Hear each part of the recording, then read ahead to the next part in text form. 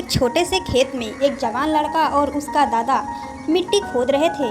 वह मिट्टी को पलट रहे थे, उसकी गांठों को तोड़ रहे थे ताकि मिट्टी उस वर्ष की बुआई के लिए अच्छे से तैयार हो सके। उस काम में काफ़ी कड़ी मेहनत थी, लेकिन उनके सभी प्रयास एक अच्छी फसल प्राप्त करने के लिए आवश्यक थी।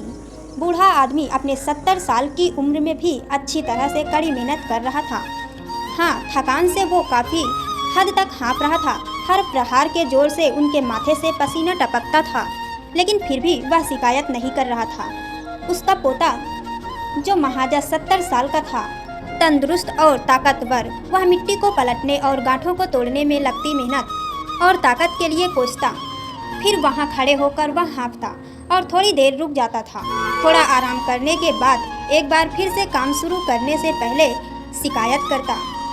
थोड़ी देर बाद युवा पोता देखता है कि उसके दादाजी ने जितना काम करा, जमीन को तैयार किया, वो खुद ने की तैयार की जमीन से बहुत ज़्यादा है। दादाजी, जब आप इतने बूढ़े हो फिर भी आपने मुझसे इतना अधिक काम कैसे किया? पोता अपने दादाजी से पूछता है।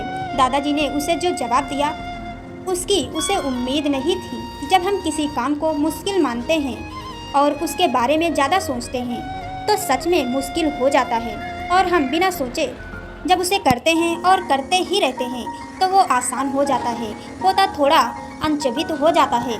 इसलिए दादाजी अपनी बात जारी रखते हैं। जब हम अपना समय ये सोचने में बिताते हैं कि कोई काम कितना कठिन है और अभी कितना सारा बाकी है, तब हमारा मन बहाने बनाने में लगता है।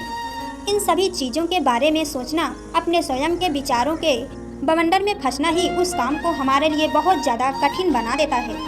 इसलिए समझदारी इसी में है कि वास्तविक रूप से पहली बार में शारीरिक कार्य किया जाए।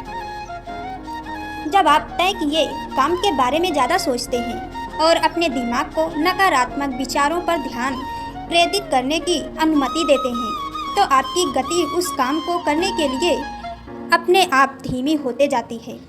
अगर आपको किसी भी काम के दौरान सकारात्मक बनाए रखना चाहते हैं तो आपको तुरंत उस काम को शुरू करना चाहिए।